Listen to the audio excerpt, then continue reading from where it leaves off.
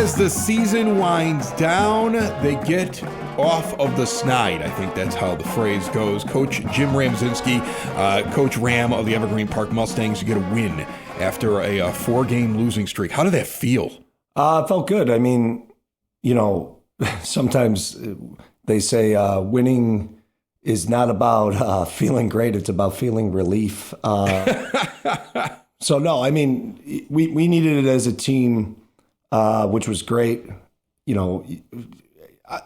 4 games is a lot to lose in a row. It's a month. And I was, like I said, that could wear on people, that can, make people, feel down on themselves. And believe me, there's moments where I did as a coach, and I know our team did, but I was happy to see them bounce back this week in convincing fashion and get themselves a win after a good week of practice. And it feels good to get a win and back to work this week. And here's the interesting thing, 4-4. It's a 500 record, even though it must have felt like it was so much worse because you're in the middle of that long losing streak. But you are sitting at a 500 record right now. You have Richards in front of you. We'll talk about that in a little bit. But is there that moment after you get the win and the relief is over where you take a look at the record and you go, hey, this isn't exactly over yet? Of course, yeah. I mean, you're alive until you're not. So we, it's really good to get that 4th win because then it gives you a lot of purpose going into this last week.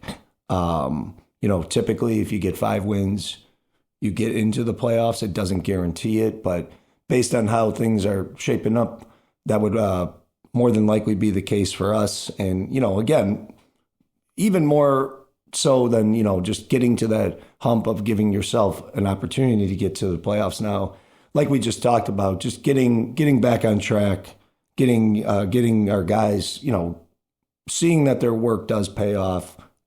That was a great thing on Friday night. All right. Well, before we get into that and what the possibilities are and next week's game, tell me about this one against Argo. You go out on Friday night, you get a big victory, a convincing one, 38-12 over them. You're at home for that game, just like you're going to be at home for your final game of the season. Break this game down for me. It was a good night for us. It did not start the way I would have liked.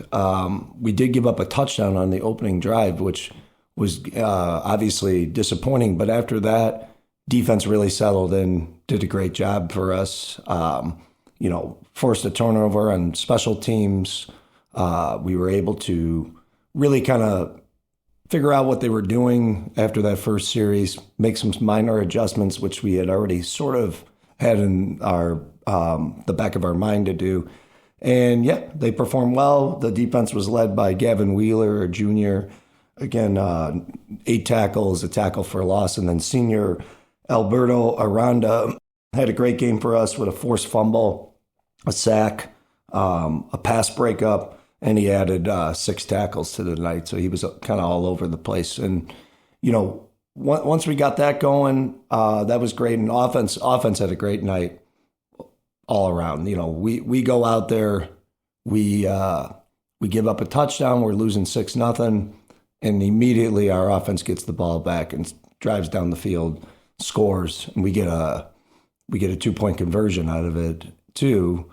So that was a big confidence boost right away. That's huge. I was going to ask you, my next question was going to be, after everything you'd gone through with the 4 losses in a row, to give up a touchdown right away, how do you not go, oh no, not again, and get that feeling? But it doesn't feel like your team got that feeling because they got the ball right away, went down, scored, did the 2-point conversion, took control. Yeah, they probably responded better than I did at that moment. I'm just like... That's the best answer you've given all year long. Yeah, I'm going to be honest with you. I'm sitting there like, oh my God, what is happening? And to the boys' credit, they came back out on offense. They made a quick, really nice drive, put some points on the board, give us back the lead immediately. And then really defense didn't look back, and neither did offense after that. So it was a good start. Our offense had a great night. Amarion Evans continues to have a great season for us. 2 receptions, 43 yards, a touchdown, and 6 rushes for 71 yards. Corey Isaac, a junior running back, added 2 rushing touchdowns. Gavin Wheeler, another junior running back, also plays linebacker for us, added a rushing touchdown. Sophomore quarterback Brady Bruin had a rushing touchdown and a throwing touchdown. And Tyler Phelps and Jake Bishop, Tyler Phelps Jr. and Jake Bishop, sophomore, added some key receptions throughout the game. So, yeah, all around great performance. Offensive line did a great job, and it was good to see everyone bounce back and get a win. Awesome. Very good. So you've played in, you've played in 8 games at this point. You got Richards coming up. I'll just read the scores off because I just wanted to illustrate this point. And I'm not going to say who won or who lost. I'm just going to read off 8 scores: 26-2, 42-6, 39-12, 31-7, a 14-0 blanking, 21-7, 40-6, 38-12. I mean, the majority, if not all of those games, sound very decisive in one direction or another direction. Is that just how high school football is? Why? Because you're 4-4. You've got 4 games you seem as though you are in real control of.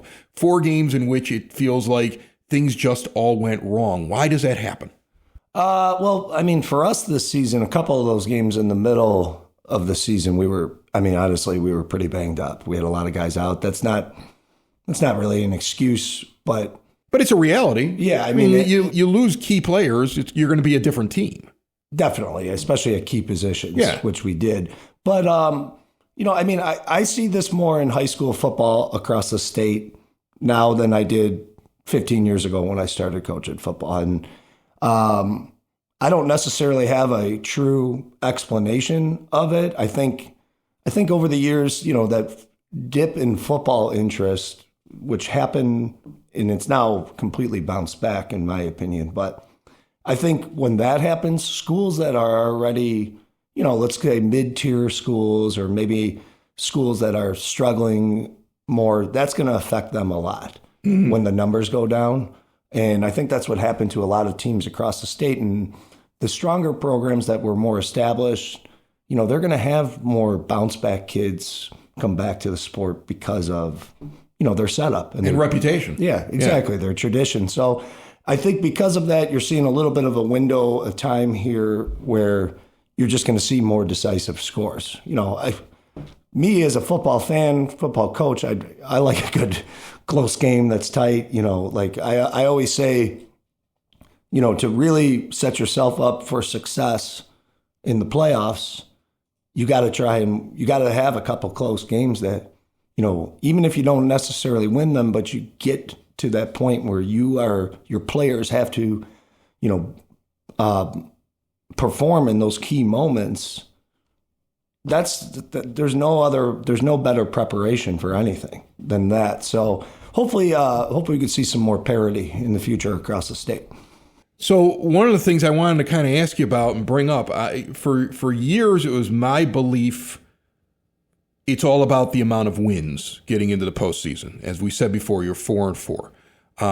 But now I'm kind of starting to understand there's also almost a strength of schedule, like aspect to it as well. There's a point system, and you guys have played a schedule in which you've beaten some teams that have really good records, and you've lost to some teams with really good records. The easiest way to put it is your schedule difficulty may be higher than other teams out there that are sitting at the same record. Can you break down how the postseason works? Because I know very simply you're likely, for all intents and purposes, in the postseason if you win on Friday, but there's more than just the win. Yeah, basically how it works is if you get to 5 wins, you're considered playoff eligible. So that means you're definitely, in line to make the playoffs. Majority of teams with 5 wins do make it. 6, 100% gets you in. And it's all based on that record, but also there are, they call them playoff points. It's your opponents that you've played, how many wins they have. So They add up the 9 teams that you play, and, however many wins those teams have, that's your playoff points. And that really helps a lot with seeding. Also, if you are a 5-4 team and there's a couple teams on the bubble that might not make it, the team with more playoff points would get into the playoffs. And also, on rare occasions, but it's happened. I've seen it happen more often the past couple of years than not. 4 and 5 teams will occasionally make it in the playoffs, and usually, if they do, they got a ton of playoff points to get themselves in. I mean, it's really interesting. Like your early wins this year. While you're saying that and you're explaining it, I'm going back and taking a look. Ag School, who you beat 26-2, you're their only loss, I think. And Longwood is 6-2, and you beat them 42-6. So those are a lot of playoff points. Plus, you know one of your losses against Oak Lawn, that's a 7-1 team. You're about to go up against a team in Richards that I believe only has one loss. Yeah, they're 7-1 right now. And that loss, they went up against a really good program. Well, and that was also, they lost week 1. Yeah. So, week 2. So that was that's sometimes in a football season, that seems like a lifetime ago. Yeah, exactly. You're a different team at that point. Yeah. No, I mean, and Richards has got, I've talked about them before on here. I got a lot of respect for their program, a lot of respect for their coach, Tony Sheehan, and they've established themselves as an elite program. They went to the state semifinals last year, did a great job, and but again, this is what's in front of us, and we talked about it at practice yesterday. We're going to talk about it every day. This is you're in control of what you do this week, so you have to prepare like like it is a playoff game. Go in there. Obviously, like we do every week, we watched a lot of film on Richards. We scouted them. We have our game plan in place, and we're hoping to put our athletes in the best possible position for success on Friday night. Is this a David and Goliath game where you're telling the kids, hey, David won? Like, you got to just take it, play at a time, series at a time, because this is a pretty good team you're running up against at the end of the season. Well, our boys are smart enough to know who they're playing, what their reputation is, what they did last year, and what they're doing this year. So they know, they know what's coming. We've had some talks already this week about the matchup, of course. And, again, when you're in a situation where you're 4-4, you're playing, the best team in the conference week 9, there's only one thing to do, and that's just go 100%, play as hard as you can, try and minimize big mistakes, got to make big plays out there. And, like any game, you want it to be competitive near the end of the game and give yourself a solid chance to go out there and get a win. And I believe if we do things the way we're prepared and our boys play up to their potential, we'll be right there. All right, a big game coming up here on Friday, the 24th, 7 p.m. start at Evergreen Park against Richards. Playoff implications for the Mustangs. A pretty good program coming in, but they got to play on your field in front of your crowd, and anything can happen. And I'm sure you got seniors out there that are saying, I don't want this to be my last game. And so a lot on the line for this one. Good luck, Coach. Yeah, we're excited. The seniors, it's senior night on Friday night. Those guys have put in work over the 4 years. We're excited to honor them, and we're looking forward to a great matchup on Friday night. All right, no matter what happens, and I'm still expecting big things, and we may get a playoff game here. We'll see you next week. Sounds good. Thank you. It's the EP Podcast, all things Evergreen Park. It's the EP Podcast. Evergreen Park.